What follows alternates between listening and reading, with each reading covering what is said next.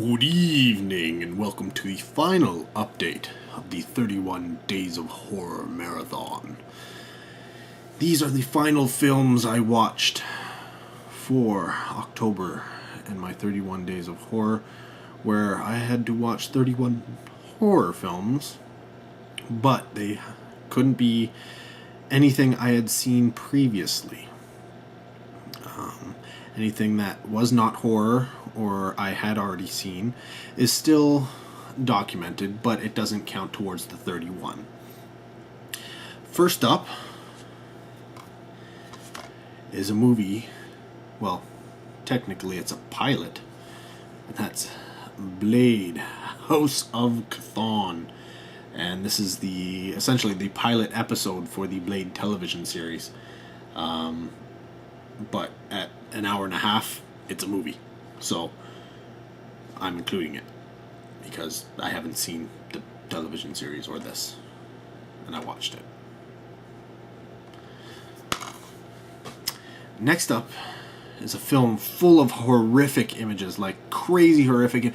People were leaving theaters right in the opening scene. They couldn't take it, but I've already seen it, so it doesn't really count. It's also not a horror film. That's right. I watched Saving Private Ryan. Love the film. It is a groundbreaking piece of cinematic beauty, but as horrendous as some of the events that take place in this movie are, I can't exactly consider it a horror film. It's a war movie. And I had already seen it. But I wanted something different. I had watched all these horror movies, and I kind of wanted to just relax and veg, and so I threw this on. So, it doesn't count towards 31 days, but it does get documented anyways. The next movie up is... where did I put that movie? Is it over here? I don't know. No, I don't think it's over here, is it? Let me just take this off here. No, I don't think it's over here. Oh, there it is. Eddie the Sleepwalking Cannibal, which I thought was a comedy, but it's not. I mean, it says right on... Read that. In the esteemed company of Shaun of the Dead and Tucker and Dale versus Evil. But Eddie the Sleepwalking Cannibal... maybe a black comedy? Maybe? I don't know, but... Definitely not what I would consider funny. But it was still good. Still enjoyable. It was a little different. Has a commentary on art and art society, and yeah, just kind of wish it had been a little bit better. Wasn't as good as I was hoping, and it wasn't funny. I was expecting funny, but it didn't have to be funny for me to enjoy it. It just, I don't know, it didn't go over the top enough. So, it didn't have the comedy aspect, which would have allowed for the mediocre cannibal film, but seeing as how it didn't have the comedy, you need to kind of go balls to the wall with this cannibal film. And it's funny, because the actual title of the film is just Eddie. It's even in the title sequence of the movie. It's not the Sleepwalking Cannibal. I believe that's only for the... They added that on for the DVD release, or the, video release. Which, you know what? I will say Eddie the Sleepwalking Cannibal sells better than Eddie. So, that was a good choice. But, yeah. Essentially, I'll give you a little synopsis if you don't know what this is about. Eddie is a mentally handicapped individual, a little slow. And a Mr. Lars Olofsson, who is apparently a very, very internationally known and up-and-coming artist, who hasn't really done anything in 10 years since an accident, is coming to Canada to teach at this backwoods art school. They're hoping that, having him there, maybe he'll paint something, Canadian landscape might inspire him and he'll paint something and then, bring some fame and recognition to their school. Well, what ends up happening is Eddie's, we'll say caregiver, dies. And they convince Lars to take care of him or bring him into his house so he can live there. Well, turns out Eddie starts eating people. Maybe he did be previously. That's never really explained. But yeah, he starts eating people, and seeing all this carnage, inspires Lars to paint. So while he knows about this killing going on, he's okay with it because it allows him to get the inspiration he needed to paint. And that's essentially the movie. So, worth watching at least once. Don't know if you have to own it or any of the, clothing. But, yeah, definitely worth checking out. And the final movie is, again, a movie I had already seen.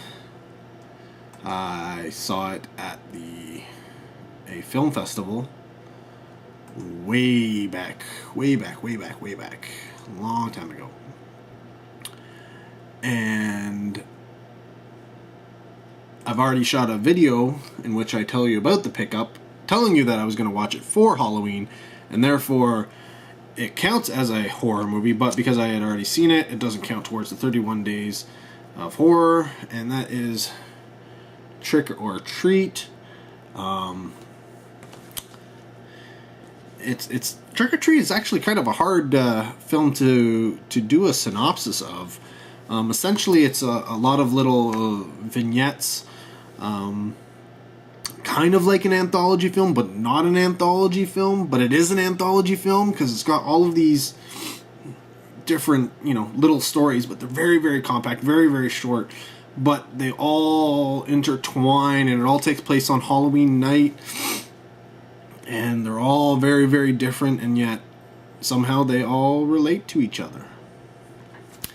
And this dude, we need more of him. He has got to be one of the coolest horror characters and the cutest at the same time. I just love him. Love him. With or without mask. Normally with mask. I think the mask on is better.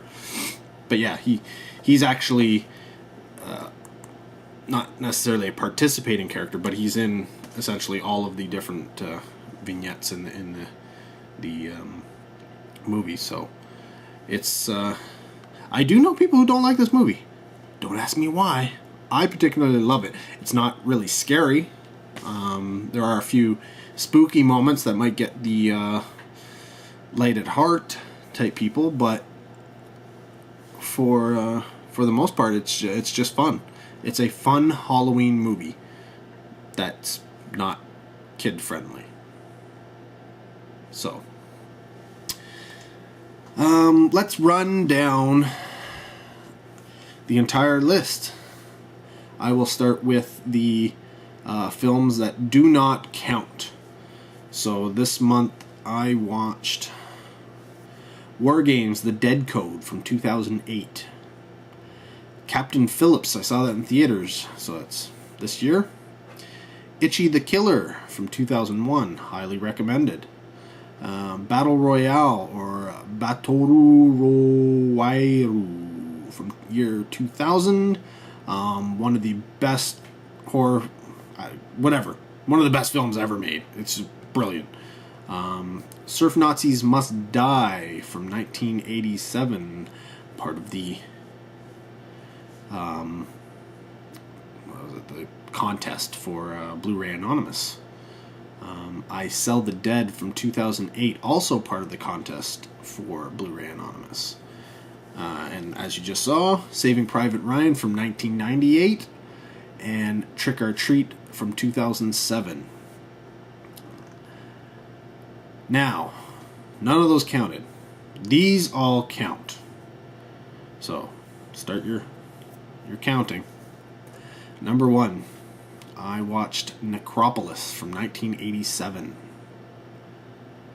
Clown Camp Massacre from 2010. The Chair from 2007. Two-Headed Shark Attack from 2012. 2010, Moby Dick from 2010. Odd how that worked out. Mega Shark vs. Crocosaurus from 2010. In theaters, I saw Gravity from 2013.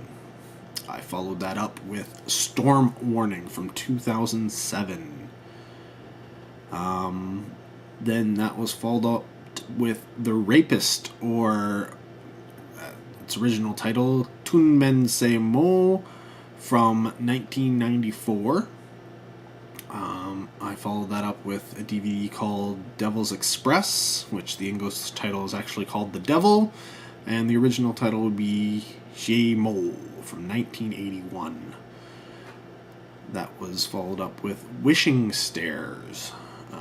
Original title, Yogo Goidam 3 Yowu Geidan from 2003. Followed that up with crazy Godfrey Ho movie, Scorpion Thunderbolt. That was followed up with A Dog Called Vengeance, which is actually called Vengeance in English, and its original title is called El Perro. And that was from 1979. Probably the oldest film I watched. From the Toronto After Dark Film Festival, We Are What We Are. Highly recommended you check that one out if you get the chance. Again from the festival, Bounty Killer. The reason why I watched Itchy the Killer was for One Itchy from 2003, the sequel prequel. Which you can, I will say you can pass on that, no worries. From the Toronto After Dark Film Festival, Big Ass Spider. Quite a few creature features in here, right? Again from the festival, Iga, the Indian reincarnated fly revenge film. Zombie movie from the festival, Stalled, British film. Winner of the audience, I think it was the Audience Choice Award from the festival, The Battery. If you like zombie films and you want something different, check out The Battery. Going back to the Asian films, Memento Mori. Original title, Yogo Godam 2. That's from 1999. Next up was a Canadian film, which ended up winning the Best Canadian Film at the festival, Silent Retreat. Followed up with another Canadian film called Septic Man. That's next from the Toronto After Dark Film Festival was a film that I really highly recommend. It's not for everybody, but it's definitely worth checking out at least once, and that's Motivational Growth. Also from the festival, biggest budget film of the festival, Odd Thomas. Another Canadian film, Solo, from 2013 at the festival. Going to the sci-fi spectrum, Last Days on Mars and The Machine, both from the Toronto After Dark Film Festival. Continuing on with our Canadian horror films. Well, first one actually was an American film, Found, which, considering its micro budget, was highly unexpected. It wasn't Some people I know said it was absolutely garbage and said we could skip it, but you know what? I'm glad I didn't. And a lot of people tended to agree with me. It's one of those films it's kind of hidden gem. It's not going to win too many awards, but hey, I believe it won best title sequence from the festival, so that ain't too bad. Next up was a Canadian film. This was a very, very gory attempted humor, lots of martial arts, and that's Evil Feed.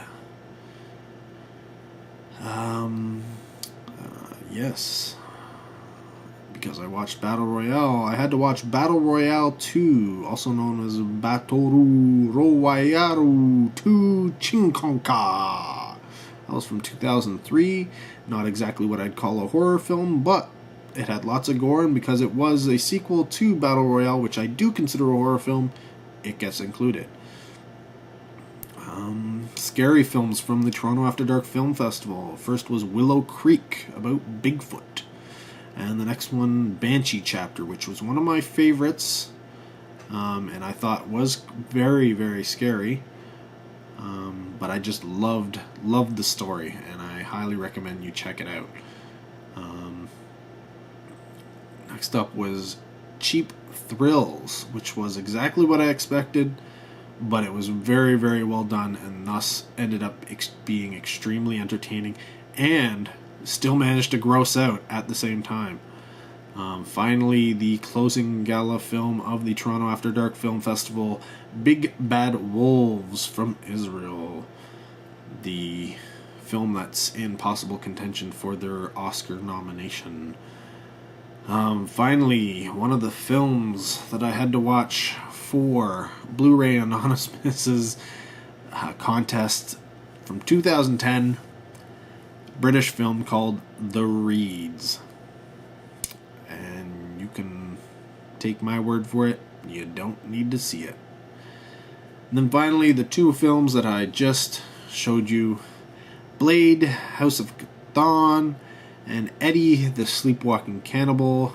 Blade is from 2006, Eddie is from 2012, bringing the total film count up to 38. Well surpassing the 31, which is most often the case. Total moving watch for this month is 46. And for those of you thinking, wow, that's a lot of movies in 1 month, that's generally what I watch every month. Yeah. And that's a slow month. As odd as that seems. Yeah, I would say 400 to 500 movies per year is average. Sometimes I've done 200 to 300 on a good year where I'm really going full force and I do multiple festivals. If I do 6 or 7 festivals, I can easily go surpass 800 films. So, yeah. Did you participate in 31 Days of Horror? Whether it be, movies you've never seen before or movies you have seen before, but, 31 horror movies. Did you even watch 31 movies in October? Anyways, let me know down in the doobly-doo. I would love to hear from you. Yeah, let me know what you watched. Was it anything on my list? Yeah, so if you've seen any of these movies, hey, throw a comment down. Let me know what you thought of them. Check back on any of the previous 31 Days of Horror videos. I do little mini reviews of each of them, with a synopsis. Sometimes drunk. But yeah, this is all in a playlist. So this will be the last video in the playlist. And until next year. And a new 31 Days of Horror. Good night.